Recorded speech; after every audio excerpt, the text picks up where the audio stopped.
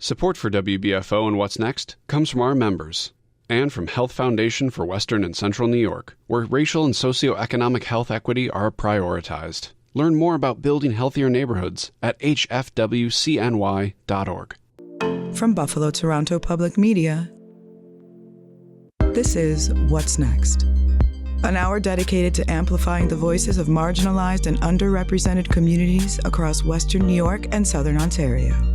We cannot erase, we cannot reform, we cannot make things better if we're uncomfortable having tough conversations, if we're uncomfortable talking about race. What's Next carries forward our mission to engage in meaningful conversations about race, equity, and the shared concerns that deeply affect Buffalo's East Side and beyond. Don't stop. Make those families part of your life. Their lives are part of yours. Don't stop. Together, we dive into the real issues, striving for understanding, connection, and change. In the suburban area, everywhere, we must work and teach our children. Good morning and welcome to What's Next. I'm Ijaz Jasil, very excited to be here hosting my first episode and also excited to be here with a friend of the show, Associate Professor and Coordinator of Buffalo State University's Africana Studies, Dr. Marcus Watson, and two of his students, both seniors, Jay Phillips, an Africana Studies major, and Jadon Williams, a business major. Thank you all three for being here. How are we doing this morning? I'm good. How are you? Good. Yeah, Thanks for having us. Thanks for having us, yes. Very good. Thank you. Thank you all so much for being here. So I'm excited to have you all here because you're doing something that is going to be very poignant for not just Buffalo State University, but for the city. We have an event coming up, Black Buffalo Speaks, an Africana Studies event. And I think what's most intriguing and probably the best part of this event is that it was student curated. You all really put this together. And so I want to hear from you first, Jay and Jadon. What was the inspiration behind this? Why do you think that this event is needed right now? Well, first of all, this event wouldn't have been done without Dr. Watson. We enrolled into the class not really knowing what Blacks in Buffalo would be about. And first day, he was just like, yeah, we're going to be doing a conference. And so we all got into groups. And I think that within the semester, we've been learning about so much about the Buffalo culture and the environment in Buffalo and really what we need to be focusing on. And so throughout the semester, our inspiration was built off of the history of Buffalo and what's Buffalo looking like today. So I think that really the inspiration is to be able to connect the Buffalo State University campus to the greater Buffalo community outside of campus. Yes. I want to say, piggyback off what Jay said, it's definitely to get Buffalo State students more out into the community, because me being in Buffalo for 4 years, I really didn't know that it was so much culture and history in Buffalo, being a Black man. So from this class, learning so much from different guests coming in and meeting them and just showing like how much culture and history is in Buffalo, from like the NAACP, from even slavery time, like from Canada being a part of it. Like we just learned so much in class that it's just like, wow, like we're not just going to school here. Like this is really history that we're part of. And it's like kind of like, I'll save it for later on, but yeah, like, you know. More of like a push for us more to of actually like a do push something. to go out there and see the world, because I feel like we're just more of a framed and boxed in where we're at. So it definitely was an eye-opener for the city of Buffalo. Very nice. It's sort of a living history lesson, if you will. Yeah. Beautiful. And so to ask you, Dr. Watson, about your Blacks in Buffalo course, I found the name and the concept very interesting, and it is important for reasons, as was just mentioned by the students, to educate those who may not be familiar with the city or who may not even be familiar with Black Buffalo specifically. And I want to get into that. How do you teach Black culture to make it digestible and understandable, but without making it monolithic, as there are so many different layers to Black culture, especially in the city of Buffalo? Yeah, that's a great question. Somehow our history in the U.S. has developed in a way where a lot of times our individuality as Black folks doesn't get permitted to be expressed. And understandably, on the one hand, because a lot of the trials and tribulations we go through has been not because you're an individual, but because you've been placed in this category called Black, right? And so I think it's not to lose that, sense of group, understanding and identity and so forth. I think that helps in some regard. But we definitely don't want that to be the only highlight. We are as individual as anybody else, any other so-called group. And our expressive individualism that often comes with African-based cultures makes it all that much more, I think, important to highlight that, But we might get into this in a little bit, but as you will be able to see from who we have coming on to the conference this coming weekend, we invited leaders from organizations that represent a diverse, kind of interest and missions and so forth. In Africana Studies, we are welcoming of the whole of us, however we may come. We're saying, come on, we love you. You bring some value to what we do, and we appreciate you. Very nice. And I do want to get into the specific guests that you're bringing in. It seems like there's a very intentional lineup of speakers that you all have. There are some aspects of historical Black culture, modern Black culture, and how they all work together specifically to elevate Black Buffalo. And that's why this is going to be such a big learning experience for the university. Can you get into why you specifically chose who you chose to present and what you're hoping that they'll bring to the community at large? Do you want to start? Or? You can start. Okay. So first, I want to say most of these guests that we invited, we did meet them already, and we've sat and listened to them speak in class. We've asked them questions, so we've already engaged in them. So not necessarily like an interview, but we wanted to make sure the guest that we had was perfect for our conference. So we had to do like some research and everything. But I feel like one of the guests that I feel like personally like is gonna be a great fit for it is Carol Horn. We had to learn about her in class, and then she even came to our class, and we got to speak to her, and it was just so amazing. Like being a Black individual and meeting somebody of that stature is like, it was just so powerful in the moment, because it's like you hear, you don't really, you see that we have great leaders, but like you never like really see one in person. So it's like for her to be even coming to our conference that a class of 30 students provided, it's like, it's crazy. So if we can do this from a little Buff State class, imagine what we can really impact the world if we come together as a group.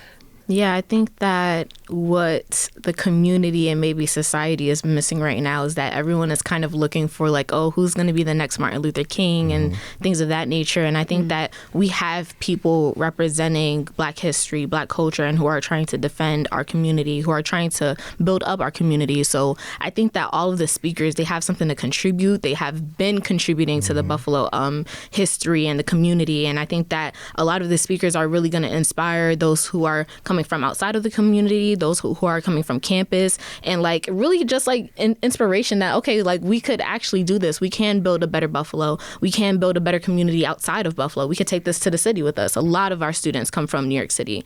So how does our speakers, how are they connecting to that type of inspiration?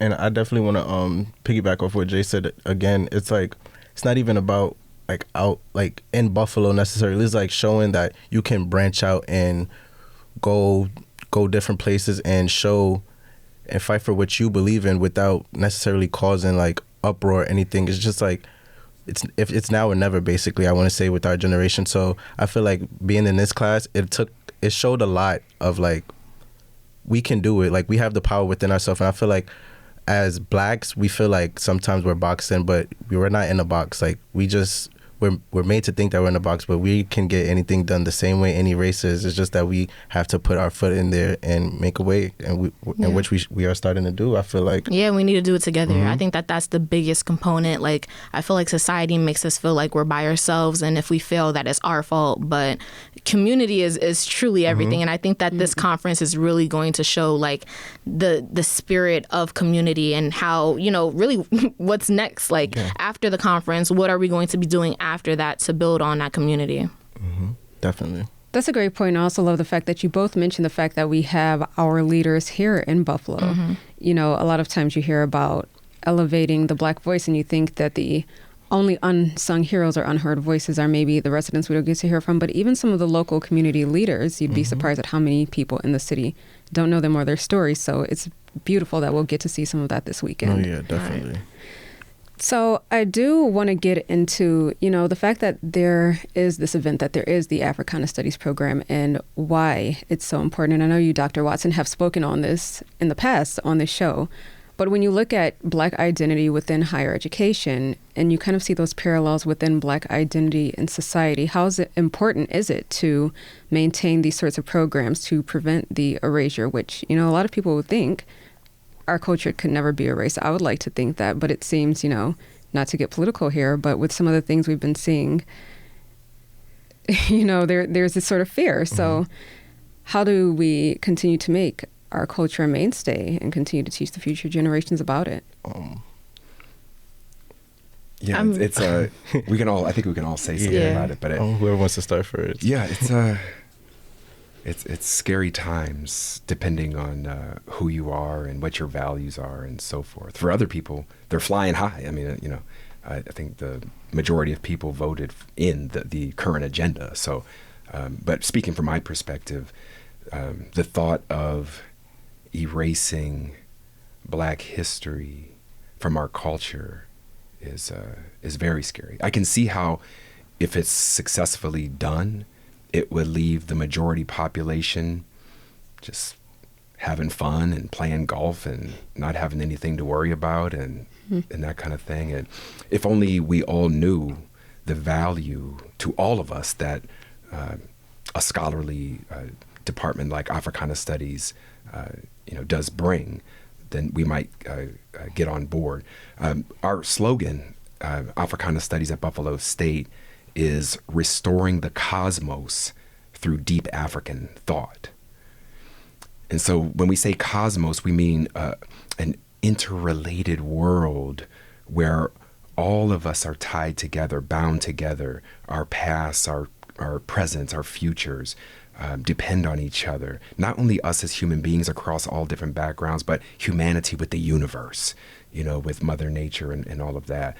And so if you lose something like Africana Studies, or I would just say African-based cultures generally, and by extension, indigenous cultures around the world generally, I think they share, basic philosophy. You're losing that sense of unity and togetherness among humans. And when you lose that, you get a lot of chaos. What we have: chaos, distrust, lack of love. And I think most of us would want that if we could snap our fingers and have it. But in place of being able to snap your fingers and have it, you have Africana Studies, where our expertise is in what broke the cosmos, what has us all at each other's throats. It doesn't have to be that way. What are our current conditions and how do we get out of it? Right. So Africana Studies is bringing that, and to the extent that you're hearing that and you value that, then definitely support Africana Studies. Yeah, I think that, you said it best, but Africana Studies is really the truth. And I think that without Africana Studies, I wouldn't be where I'm at today. I wouldn't be a student leader actually trying to go out to the community and bridging those gaps between the community and organizations. Without Africana Studies, we wouldn't have community. We wouldn't have conversations. And I think that a lot of people don't think that conversations are important, but they really are important to have. And the erasure of history, the erasure of the truth, it should never be done. And I think that really contributes to why we're here today in the society that we're in.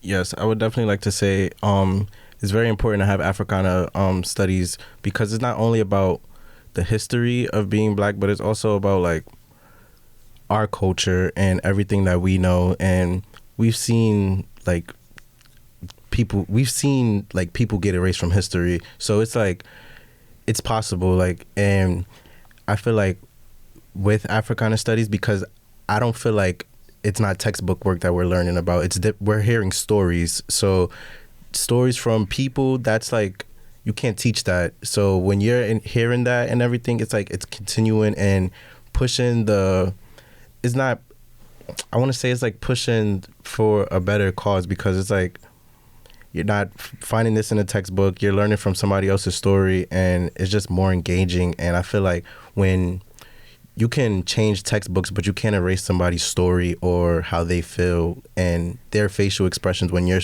seeing them in person and everything. So I feel like with Africana Studies, we're watching more videos and everything to learn about our culture. It's not necessarily textbook work, and textbooks could easily be manipulated. So yeah, so I feel like it's definitely more hands-on and watching our culture. Yeah, more personal. Yeah, more personal, definitely.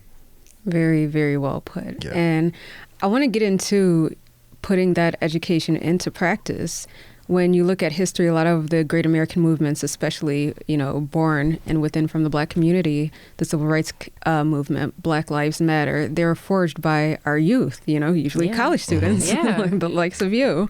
So how do you balance the sort of pressure? You already have this path that you're forging for your own individual lives, and then you have this need and this desire to elevate your community. What is that like for you? Yeah. Can I go? Yeah, you could go. Go ahead. I'm going to be real. I struggle with the balance, especially because I know how important Africana Studies is, or the knowledge of being within a community and really kind of just fighting the good fight. So I really lack balance with it. But with that, I do know that, I'm just supposed to do it, and I don't plan on stopping. And I think that with being a college student, I really wish I could have talked to them back then and how they were able to balance it. And I think that they would have probably answered it the same way. Like, there isn't no balance. We were designed to not have balance. We were designed to be off course. And so really figuring out how to have balance in a world that's designed for me to not have balance at all, regardless if I am fighting the good fight or if I'm just trying to ignore it and trying to, I guess, work within the system, there's always going to be that type of a feeling that something isn't right. So just kind of really just trying to work through it, resist against it, and doing what I can to try to make sure that the next generation, the next people that are coming after me, that the fight is just a little bit easier for them. But yeah. I would definitely agree with what Jay is saying, because it's like, at the end of the day, it's like the fight's always going to be there. At the end of the day, we're Black, so it's always going to be that pushback that we're going to have. So no matter, you can't find a balance, because you can't just focus on going to school, because it's like, at the end of the day, you still got to work. It's all these what's the word, like setbacks. Setbacks for us that's already in motion. It's like no matter how hard we try, it's like doom, doom, doom. But it's like, it doesn't even matter about that, because like I said earlier, we're not in a box. So keep pushing, and everything that we're doing, it's like she said, for the next generations to be able to come through and like succeed as well, because I feel like it's necessary. Every past generation, they're not fighting for a cause now, they're fighting for a cause for the next generation. So I feel like if we're pushing and everything, we're keeping it on, we are going to see it. So yeah, that's how I feel. So that kind of reconceptualizes it. Maybe the idea of finding balance is a false narrative. It's more... Oh, it definitely is. Yeah. Finding your footing in an imbalanced world would sort of be the better way to say it. Yeah. Right. And maybe even going back to some language we were using earlier, to the extent Africana Studies is giving like the DNA of American culture, that deep truth. It's when you're studying that, it's like that's the balance. It's okay. I'm getting this DNA look at what the nature of American history and society is, what drives it. But I'm in a world, generally speaking, but specifically right now in terms of the politics going on, that is anti-truth. It's actually trying to eliminate that, right? So that's a heck of a balance to try to be struck right there, Especially when you don't know that you're unbalanced. Like if you don't know that you're unbalanced and you're walking through the world and you're just like, everything is good. And it's just like, it's not good. And that's why education is so important. That's why, especially in higher ed, like it should never be an option for Africana Studies to be a thing. No, definitely. I feel like it shouldn't be an option, because we learn about American history, like in school. Black history is more than American history than anything else. So I feel like we shouldn't just be getting dedicated 1 month out of the year to learn about Black people that, of course, made movements in our community and everything. But I feel like it should be taught all year round, because at the end of the day, we're part of the culture as well. Like, what is American culture without Black people? So it's like... Exactly. Black history is foundational. It's the foundation of America. So yes, and then when you look back, it's like, what's American history? Because it's coming from England. Like, what's going on about that? Like, it's like, you're not yourself either. So it's like, it's just like, it's crazy. Like, just history could be changed, and it's like, it's so important to keep a community and stay put together with each other, because it's like, you hearing one story, you could relate to it and be like, you know what? Well, it's not just me that's going through that. It's clearly universal. Yeah. Probably not universal for another ethnicity, but for ours, it's like, it's universal. So it's like, it's definitely a deeper connection on a level that we don't see. Across the Black diaspora. Yeah. Yeah. Yeah, that's very profound too. And I want to get into a slogan that you said you kind of have, that you reiterated a couple of times, and you recently introduced when you sat down here not long ago with Nylin J. Restoring the cosmos through deep African thought. Let's talk about African thought and Black culture. How can our history help us solve problems today, especially within Black communities like those that you find in the city of Buffalo? Well, I think history, if it's told accurately, is like a guidepost, I would say, for understanding how we got to where we are, if I'm understanding the question. So again, if you wipe out that history, or if you're selective about what's taught in that history, or if you don't start at the very beginning, but you start at some other interval, you can have a skewed understanding and interpretation of what's going on now. So that accurate history is critical. But when you have that, it's like a guidepost, saying, here's how you got into this huge ditch, to speak metaphorically, and here's the way out, right? And so history is, when it's taught accurately, it is like telling a person or a people good information about how to get out. Without that, you could have hardworking people, you could have good-hearted people, and try as they might just be digging themselves deeper in the ditch, right? That accurate understanding of history tells them, this is the way up, this is the way out, right? Based on, this is how you got in there, and this is what you're in. Let's delve in a little deeper into African thought. How do you define that? Well, it's based on African history, and especially an African-centered understanding of African history. So from African people's own point of view, there's been a lot of scholarship, that has extracted philosophy, from that African culture and history. So it would be baseline things which could resonate with other indigenous people. So things like, again, a cosmos view of the world, an understanding that humanity is one with each other and one with the universe, and that the idea is we're all in a balance, right? And when something goes off balance, that's when the rituals that we think about sometimes when we think about African cultures come into play. Why isn't my crop growing, right? Why can't I get pregnant? Why am I not getting anything at the hunt, and so forth, right? So it's about, okay, there must be something off. And so I engage in ritual to try to bring things back in balance so that the world can work for me. Oh. Okay. So whether you call the interconnecting thread spirit or a vital force or energy, that's up to you, right? But the idea that something's connecting all of us as humans and all humanity to the universe is a way to try to grasp what we mean by an African-centered way of looking at things. And if I can apply it to what we're currently doing, I want to say that Brother Shango Ayo is co-teaching this course with me. Mm-hmm. Okay. Now, I met Brother Shango when at the Meriwether Library, when he was giving his African consciousness workshops.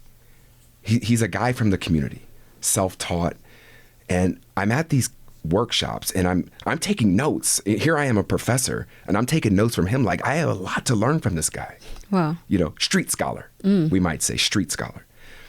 And so I think I already was wired that way, but it just reinforced that we all have useful knowledge, right? And in this particular case, Brother Shango. So I applied for a grant with the Faculty Student Association at Buffalo State to bring him on to co-teach. So in other words, an interconnected universe. It's not that knowledge is on campus and not in the community, right? That is not an Africana Studies or an African-centered way of understanding knowledge, right? So I said, I don't care about what your degree is, or if you can bring value, then there's no line. Come on in, right? So that's an example right there. Another example that we talked about, the students driving this conference into existence, right? So Africana Studies is not going to have the traditional or maybe the Eurocentric understanding of education that I'm a professor, I am the seat of all knowledge, and you are empty receptacles, and I am pouring into you.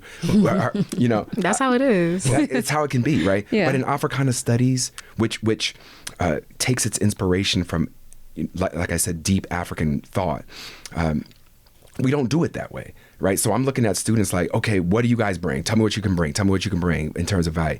And you can see they brought a whole conference into existence. And the short and sweet of that whole conference is no hard separation between campus and community. So in all those ways, right, that we are practicing this this cosmos idea of we're all connected, you know. Absolutely. So much gleaned from this conversation already. More to glean still when we come back to what's next after this short break on your NPR station, Buffalo Toronto Public Media. You're listening to What's Next, our place to discuss the important issues of our communities of Western New York and Southern Ontario. We want to hear from you. Click on the Talk to Us option in the BTPM Listen app, and we will work to get your questions or comments on the air. Do you have a story or concern that we should be addressing? Email us using whatsnext@btpm.org. Together, we'll have the conversations that are needed. This is Buffalo Toronto Public Media, NPR. We are back with more What's Next, continuing our conversation of all things Black Buffalo Speaks, Black culture, Africana Studies, Black thought. And I sort of want to build off of where we just left off. You, Dr. Watson, were sort of explaining to me about restoring the cosmos through deep African thought. And we're kind of, comparing African culture and Black culture. And so now I want to ask you, Jay and Jadon, looking into the current generation, I feel like in recent years there's become more of a distinction between Black culture and African culture, and even sort of identity, who's allowed to identify as Black, who's allowed to identify as African American. How do you feel there can be an embracing and an acknowledgement of Black culture without straying from our African roots and history? Yeah, that's a great question. I think that there has been a lot of discourse on social media, especially about the difference and who's better, and a lot of discourse about Black people not having any culture or history. Definitely. And I think that we need to acknowledge Black history and Black culture, but within that, we also need to acknowledge African history and African culture. And I think that we're just it's that unbalanced thing again, where Black people don't know about the history and culture within Africa, and then Africans may come over, they might stay in Africa, and they're like, okay, well, y'all didn't come from anywhere, y'all don't know anything. And I think that we need to kind of connect with that thing where it's okay, African thought. What is it to have those conversations, those needed conversations between each other?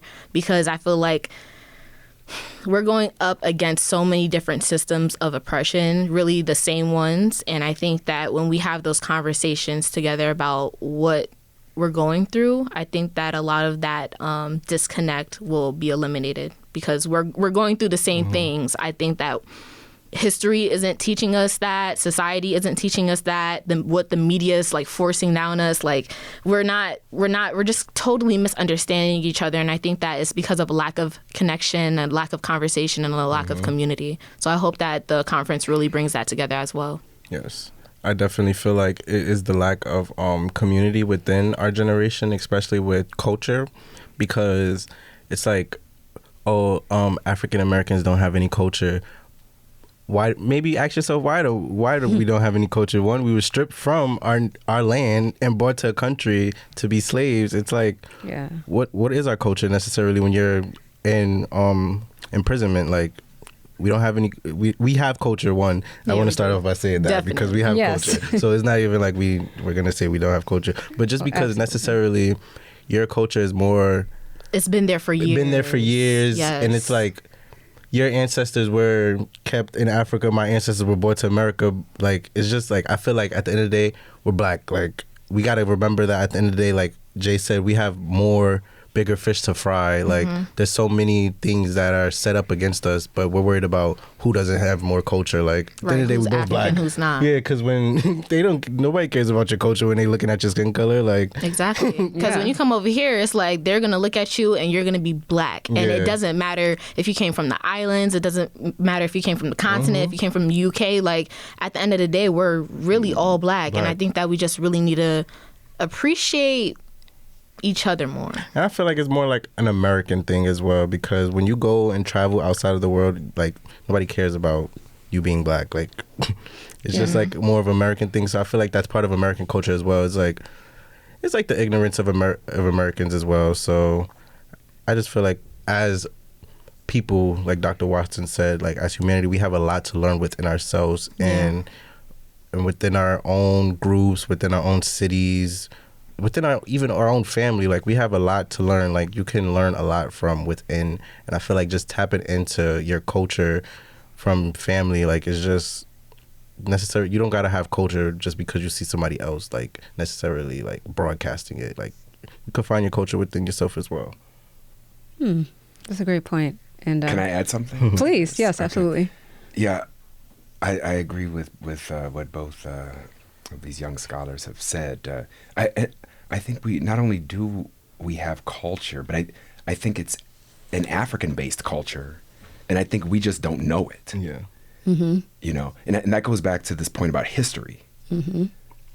Right? So there's this attack against Black history. But even before that attack, it wasn't like Black history was being taught in any kind of robust, comprehensive way. Right? I'm a university professor. I teach incoming first-year students in my Introduction to Africana Studies course. And almost to a one, they're shocked by everything they learn in so whatever education they had until that point, and that's not in Florida or Texas, that's New York State. Right?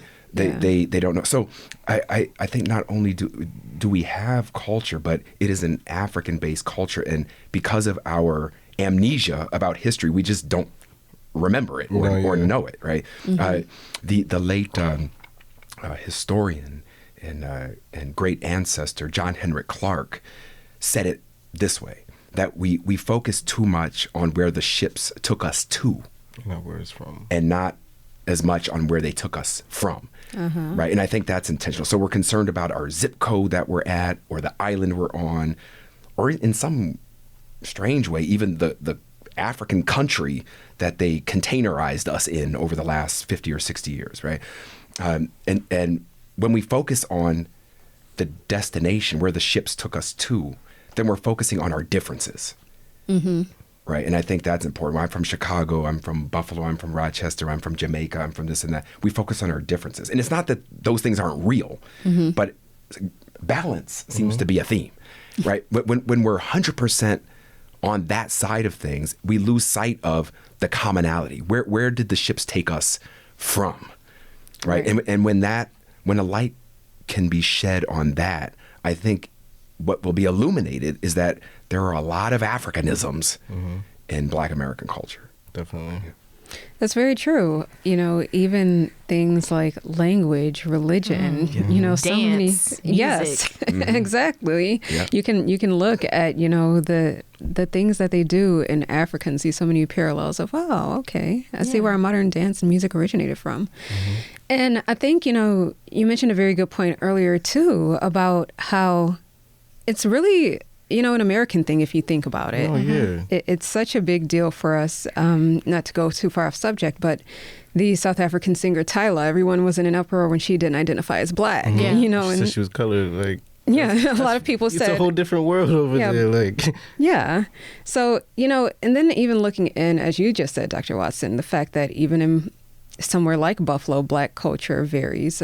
What it means to be Black in Buffalo is different from what it means to be Black in Rochester, or what it means to be Black in Buffalo on the east side is different than what it means to be Black in Buffalo in Amherst. So, when you look at a conference like Black Buffalo Speaks, that's literally bringing everyone together, not just everyone from Black cultures, but from the city. And I know I think balance really is the theme of the day, but, how does something like this help us to restore our sense of togetherness and that interconnectedness that ultimately does bring us together, the invisible thread, so to speak? Yeah, honestly, I'm about to call it 3 C's: community, conversation, and what else I said? Community, conversation, connection. Yeah, I think that that's just what we need right now, and I hope that the conference really pulls that out of us. Yeah, I think it is. I feel like it definitely is, especially like now what's going on in the world. Like, we need each other more than we ever do right now. Like, just we got to stick together. So even if this conference brings people from Buffalo into our campus and people that probably are staying over the summer, they rekindle with each other. You go find out about different things that's happening in the city. Like, I feel like it's just going to bring a lot of community within each other because, like I said, me being up here for 4 years, I really didn't know anything like about Buffalo or what was happening. So this is like really an eye-opener for me because even like meeting, like I said before, meeting a lot of these great people, it was so amazing because now when I drive on the east side and I'm driving past all of the great faces, I could say, oh, I met one of the artists that did that. Like, it's just so much culture like that's already within Buffalo, and like that just like it's just so crazy because me being a outsider, not knowing this, just imagine how many other people within the city of Buffalo that's here that doesn't know about it. So it's it's just teaching the youth as well and just letting people know about their community as well, and like Buffalo's dope. Like, it's cool. Yeah. And maybe another theme of the conversation is history. If we need to learn these lessons from history, and I think this conference shows, at least we have. We had Martin R. Delaney against Frederick Douglass, right? They were supposed to be pitted against each other. Africana Studies is saying, we're all on the same side. We love all of it. There can be different approaches to things. We had Du Bois and Garvey at each other's throats in their lifetime. We're saying, no, there's a better way. We'll take all of what you have, King and Malcolm X, same thing, right? So we take those lessons from history, as long as we know history, and we say, at least as Africana Studies at Buffalo State, I don't know if the organizations we invited have relationships with each other, right? But our point is we love all of y'all. It's not that we're a member of this organization or that organization, but hey, if you are helping clean up a neighborhood, let us know. We can do that. If you need an infusion of youth at a particular event you're holding, some of us might be interested in doing that, and so on and so forth. So that's one of the things we hope that Africana Studies is leaving, right, for us to really consider, which is, can we work together, or does one of these organizations have the right answer and nobody else, right? We don't believe that, right? Nope. We each have a different angle. We support those angles. Let's work together and see what we can do. Because we all have one common goal, and that's to make Buffalo better. Yeah. So if we all have the same goal, like let's work together, let's get it done, and let's move us forward. Absolutely. And, that's a great point because I've spoken with a few folks from different local organizations, and I've been surprised to hear it, how much almost bickering there is between organizations, people you would think would have the same common goal. And, you're wondering. Like an entitlement. Yeah. So when you look at that and, you ask, can we work together? Then it becomes like quite a literal question. Can we work together? A lot of times we've seen some of the greatest downfalls in the Black community in America in general because of our sort of inner division. How can we, I think that's a very loaded question to ask, how can we overcome that? But I guess to start, what do you think is some of where do we begin to repair it, I guess? I would like to say, like, something Dr. Watson mentioned one time in class that really stood out to me. Like, when you're learning in school about, like, the civil rights movement and everything, they always, like, focus on one specific group. But Dr. Watson pointed out one time in class, and it always stuck with me. He was like, what about the group that wanted to stick together and keep their Blackness and didn't want to be accepted into society? So I always think about that, like, what about the people that all have the same idea but necessarily don't want to go within, follow the crowd, and push for something that they necessarily don't want? Because at the end of the day, yeah, we fought for equality, but what was the cost of that as well? Because we were accepted into these rooms and everything, but then we faced a lot of backlash or a lot of discriminatory, like a lot of just a bunch of different like hardships we face in these communities once we're accepted. But what about the people that were like, no, why don't we stick together? Why don't we build our own schools? Why are we so eager to be into these white schools when we could build our own? I just feel like it's within the community. Like, we have to come together as one and just put our thoughts and our minds together, because if necessarily, like, the norm isn't always right, like, it's always something different that can be successful any type of way. So I feel like once you put different mindsets and different thoughts together, it builds a stronger force. And especially like in a community like Buffalo, where it's a lot of redlining and everything else that affects the community that a lot of people don't necessarily know about. It's like when you put these thoughts together, you could build like a powerful like nation, I feel like. Yeah.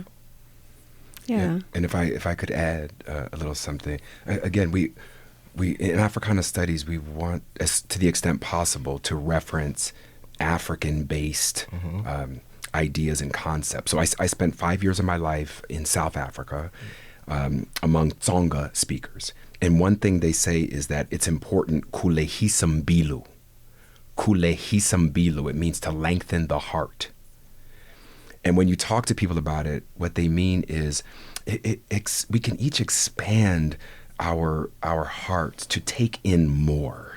Things that were previously it didn't feel right to us. We gotta open past that. So it's not about some of us, let's say African descended people, want to go the way of integration and being a part of, and others are more of a self-help type. Both.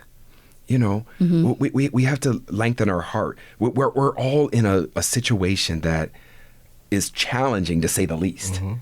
And so if some of us want to say, I think this is the best way, let's see how that might bring us some value. If you get in and you can help democratize a space, right, that makes it more comfortable for all of us, let's see how that works. If you think that a self-help kind of program is the way, give it a try. Like, Africana Studies is here for it, to support it all, to lengthen the heart. So I think that is a way for it. When we start getting messages of division and no, I can't do that, we know that's the enemy in a way, in a manner of speaking, right? We know that's the thing that comes to divide, and we should ignore that and say, no, we're not going for the division this time. It's all okay, right? In some manner of speaking, we're all victimized in some kind of way and doing the best we can under tremendously difficult circumstances. And so let's give each other a hand, almost no matter what approach or method we're doing. Maybe not every single one, but right. Yeah, I get what you're saying. I think that's a great place for us to take a pause. We will have more What's Next to come after this brief message. You're listening to What's Next, our place to discuss the important issues of our communities of Western New York and Southern Ontario. We want to hear from you. Click on the Talk to Us option in the BTPM Listen app and we will work to get your questions or comments on the air. Do you have a story or concern that we should be addressing? Email us using whatsnext@btpm.org. Together, we'll have the conversations that are needed. This is Buffalo Toronto Public Media, NPR. Thanks for joining us once again on What's Next. So I've been meaning to ask you, Jay and Jadon, you both have mentioned before that you are not from Buffalo. Where are you both from originally? I'm from the Bronx, New York City. Yes, I'm from the Bronx as well. BX in the house. Okay, Yes, birthplace yes. of hip hop. Yep, see, we got culture. That's right. That's right. So you've been taking this Blacks in Buffalo course, and you've learned so much about Buffalo and, being under the tutelage of Dr. Watson. What are some of the things that you both have learned about Black Buffalo that maybe you've been surprised to learn or have been the most interesting to you? I want to say, like, the culture of Buffalo. Like, that's really what I want to focus on. It's like so much like embedded that we don't learn about in school, like growing up, because like history could be altered, like I said in the beginning. So, from Dr. Watson being from Buffalo, Brother Shango being from Buffalo, it's like more of an insight of people that are from Buffalo that face these hardships, that know like all these like backhanded ways that society can be treated. Because I feel like, not to sound like controversial right now, but like being Black in the city is way different than being Black, I feel like, in Buffalo, because I never personally dealt with any type of racism like from a white person until I got to Buffalo. So it was like a real eye opener, and it's just like, it just showed me a lot, like from the city of Buffalo, like, because I was scared at first to be outside of Buffalo because I never dealt with racism like that. So it was like, it kept me inside like a box here. But then after like this semester, meeting a lot of new people, a lot of other Black people, it definitely tapped me in, because I'm like, wow, this east side of Buffalo is so much culture. Seeing all the art that's there, all these different people that are from Buffalo that are fighting for the same cause that I want to fight for as well, being a Black individual in America. Like, it's so much against us, like, as people, that if we come together and just listen to people and go out there into the community and stop being so scared, it's like we can like dominate the world. Yeah, like, we can do wonders. Absolutely. Yeah. For me, beyond the Blacks in Buffalo course, I've learned that there are really so many different organizations in Buffalo. And through that, I have created a student-led organization or coalition called Kinfolk. And our primary focus is on the east side of Buffalo. And we just want to bring different organizations together. So basically what this conference is doing, but more push behind it and giving people the necessary resources and tools they need to come together, and making sure that we're knocking on our community's doors, making sure that they know about the resources and organizations that are here to help them. So that's a little bit of like what we've been learning and what we've been doing outside of class. Yeah. Amazing. And learning that about the city, and then learning how to create the solutions to the problems that you've identified living here for a short period of time. And Dr. Watson, I suspect you see a lot of this, but you may even see it from some of the students who are native to the city. Are you always surprised to see maybe how much of your students don't know about Black Buffalo? Or do you find that they do come in with this knowledge and maybe it's just reiterated or enhanced along the way? I'm definitely not surprised about the lack of knowledge about anything Black in the U.S., right? I mean, there are some states that are just outright explicitly banning it. This is before this political administration.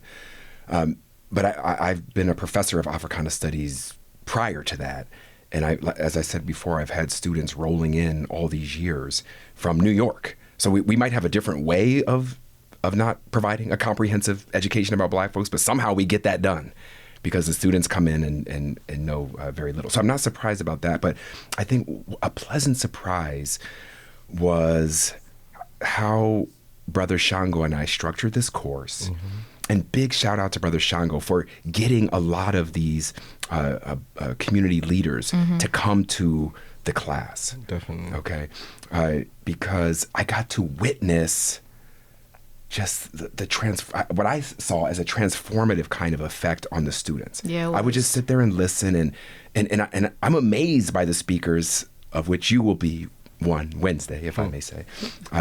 But just to bring, representatives of Black Buffalo to life in campus, real people, real personalities, real stories.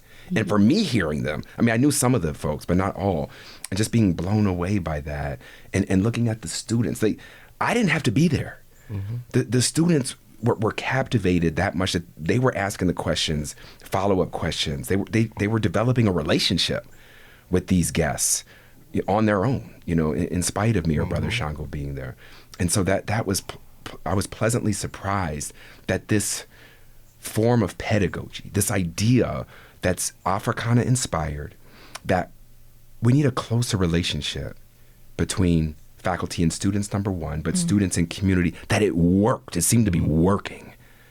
It brought so much life and experiential learning, to bear. And so I was very happy about that. And that's what it means to sort of break down the almost Eurocentric structure of higher education that we're used to. Exactly. Yep. It's really putting it in practice there. So, as we've mentioned, the different community organizations that we have out here that are really doing the work on Buffalo's East Side, and a lot have been for years. While there may be a lot of different areas that are being addressed, there are still a lot of residents who will tell you there are so many needs, especially within Buffalo's Black community, that are not being met.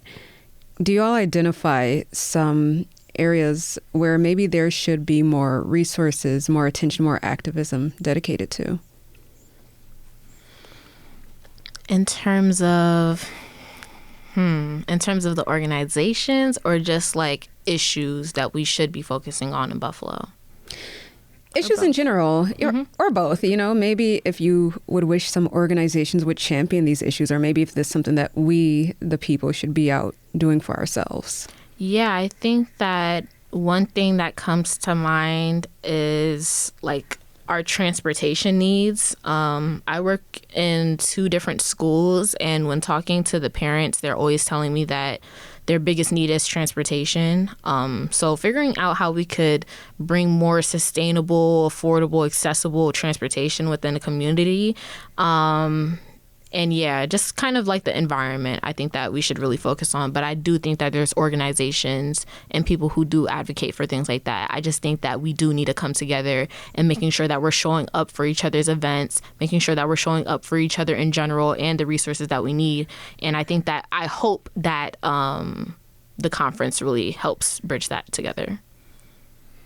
And I think a part of it for me too is we invited these 5 organizations. And I should say, at the beginning of the semester, the students broke up into groups, and each group was responsible for a piece of putting this conference together. One of those subgroups was the presenters group. So they started from a much longer list of possible presenters and narrowed it down to what turned out to be 5 plus a keynote speaker. And so what we're hoping is that this conference happens again, and we can invite some of the leaders of these other organizations to come and play a pivotal role. So we have 5 leaders of these organizations, plus a lot of tabling from other organizations. And I think one thing we learned is that a lot of the work is being done, right? So it's not necessarily for us to add anything to the list. It's first of all for us to understand what is happening, who's out there, right? That's sort of the point. So if it's working on self-help programs, if it's working on issues of mass incarceration as they affect Buffalo, and so on and so forth. So we have the Michigan Street African American Heritage Corridor, whatever piece out there that's being worked on. It's to see how we can plug in as a university, faculty, departments, students, and support the missions of what's already happening, right? So that whatever the organizations are trying to do, they can do it better, hopefully with our help and backing. All All right. Well, I guess that tells us, what comes next. No pun intended. But thank you all so much for, bringing to light not only what this conference is about, but just what it means to amplify the voices of Black Buffalo through Africana Studies and through, you all, the next generation. Thank you so much, Dr. Watson, Jay, and Jadon. And this about wraps it up for today's episode of What's Next. I'm Ijaz Jasil. Thank you for listening.